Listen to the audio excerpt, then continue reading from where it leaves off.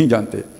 ضرب اللہ مثلا عبدا مملوکا لا یقدر علی شیء ومن رزقناہ منا رزقا حسنا۔ اللہ دو غلاموں کی مثال بیان کرتا ہے، ایک غلام ہے کسی دوسرے کا، اور وہ ظاہر ہے غلام ہونے کا مطلب اس کی اپنی آزاد مرضی ہے ہی نہیں، غلام ہے تو مالک کی مرضی پر چلنا ہے اس نے، وہ کسی شے کا مختار نہیں ہے، اس غلام کی کسی شے کا مالک نہیں ہوتا، یہ بھی ہوتا ہے اس کا مالک کا ہوتا ہے سب کچھ۔ اس کے مقابلے میں ایک غلام ہے جو اللہ کا بندہ ہے، جس کو اللہ نے رزق دیا ہے، منا رزقا حسنا، ہم سے اچھا رزق پہنچ رہا ہے، تو یہ دونوں برابر ہو سکتے ہیں۔ فَهُوَ يُنْفِقُ مِنْهُ، وہ اس میں سے خرچ کر رہا ہے، لوگوں کو کھلاتا ہے، ایک کے پاس ککھ نہیں ہے دوسرا دوسروں کو بھی دے رہا ہے، سرًا وجہرًا، چھپا کے بھی دے رہا ہے ظاہراً بھی دے رہا ہے۔ هل يستوون، کیا یہ برابر ہو سکتے ہیں؟ خود سوچو۔ اب یہاں ایک یہ تو وہ مثال ہے جو کافر مسلمان سب سمجھ سکتے ہیں، اس کے اندر جو اصل بات سمجھانا مقصود ہے وہ کیا ہے؟ ایک غلام آدمی اپنی خواہشات کا غلام، اپنے تعصبات کا غلام، اپنے رواجوں اور رسومات کا غلام، اس کے مقابلے میں ان چیزوں سے اوپر اٹھ کر خود ہی کو کر بلند اتنا والا کہ جس کے پاس اللہ سے روح، وہ جو ہم نے آئے تھے ينزل الملائکۃ بالروح، جس کے پاس اللہ کا پیغام آ گیا، وہ زندگی اس کے مطابق بسر کر رہا ہے اور وہی پیغام دوسروں تک بھی پہنچا رہا ہے۔ جتنا ان دو میں فرق ہے اتنا ہی ان دو میں بھی فرق ہے، ایک اپنی خواہشات و تعصبات کا غلام، اور ایک یہ کہ اللہ کا پیروکار اور اللہ کی وحی کے تابع، یہ آزاد انسان ہے، ہر طرح کے تعصبات سے اوپر آ گئے، وہ غلام آدمی ہے۔ وہ ساری زندگی جو ہے نا اسے یہی نہیں سمجھ آئے گی کہ کھوتے پر چڑھنا ہے، کھوتے کو سر پہ چڑھانا ہے یا کھوتے کو علیحدہ چلانا ہے۔ یہی ہوتا ہے نا، لوگ کیا کہیں گے۔ وہ ایک قصہ ہے کہ وہ جو ایک باپ اور بیٹا جا رہے تھے کہیں سفر دور دراز کا پیش آیا، سواری ایک تھی، گدھا ایک، تو باپ نے سوچا ہے بیٹا کمزور ہے تو اس کو بٹھا دیتے ہیں، میں پیدل چل دوں گا، اس نے بٹھا لیا۔ جب ایک گاؤں سے گزرے تو لوگوں نے باتیں کی، انہوں نے کہا یار دیکھو کیا زمانہ آ گیا ہے، اولاد کا خون سفید ہو گیا ہے، باپ کی پرواہ نہیں کرتا، بوڑھا باپ آگے چل رہا ہے، خود گدھے پہ سوار ہے، شرم نہیں آتی۔ باپ نے سوچا یار بڑی بےزتی ہوئی، تو آگے جا کے بیٹے کو اتار کے خود سوار ہو گیا۔ اگلے گاؤں سے گزرے، انہوں نے کہا یار کیسا زمانہ آ گیا ہے، معصوم بچے کی پرواہ نہیں ہے، شقی انسان دیکھو دل کتنا سخت ہو گیا ہے کہ بیٹے کی پرواہ نہیں، اور خود وہ کڑیل بندہ جو ہے نا وہ گدھے پہ چڑھا ہوا ہے۔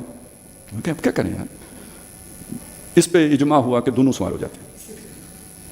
پھر جب اگلی بستی سے گزرے، لوگوں نے انہیں کہا یار کیسے ظالم لوگ ہیں، گدھے بیچارے بے زبان کے اوپر اتنا ظلم ہو رہا ہے۔ میں کہا یار یہ تو بڑا مسئلہ ہو گیا، دونوں اتر گئے، بالکل پیدل چل ہو گئے۔ اگلی بستی والوں نے کہا ان سے بیوقوفی کوئی دیکھا ہے، 7 سواری ہے، گدھے یہ نہیں سوچتے کہ ایک اس کے اوپر سوار ہو جائے، دنیا گول ہو گئی۔ اگلی بستی سے پہلے انہوں نے گدھا خود اپنے سر پہ رکھا ہوا تھا۔ تو دیکھا آپ نے غلام کون ہوتا ہے؟ لوگوں کی مرضی پہ چلنے والے کے ساتھ یہ حشر ہوتا ہے، اللہ کی مرضی پہ چلو۔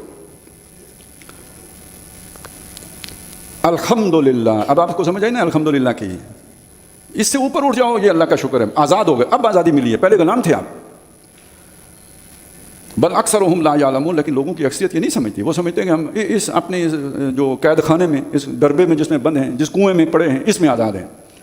وضرب اللہ مثل الرجلین، اللہ تعالیٰ اسی طرح 2 آدمیوں کی مثال بیان کرتا ہے۔ احدہما ابکم، ایک وہ ہے جو گونگا ہے، لا یقدر علی شیء، کوئی اختیار ہی نہیں رکھتا کچھ کہنے کا، وہو کل علی مولاہ، وہ پوری طرح ڈیپینڈنٹ ہے اپنے مالک کے اوپر، یعنی ککھ کرنے کا وہ اس کے اوپر بوجھ نہیں ہے۔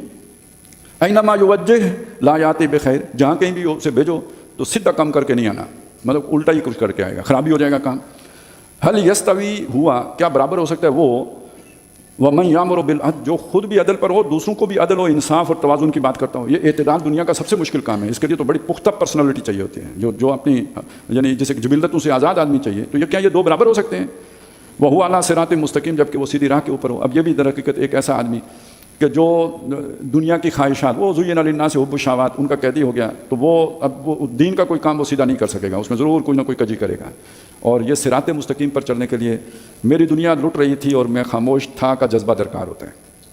وہ جو آگے ہم پڑھیں گے سورہ الف لام میم سجدہ میں آئے گا کہ ہم نے موسیٰ علیہ السلام کو کتاب دی، وجعلنا منہم ائمۃ، ان میں وہ امام مقرر کیے، وہ لیڈر، وہ علماء اٹھائے، یہدون بامرنا، جو ہمارے حکم کے عین مطابق ان کے درمیان فیصلے کرتے تھے۔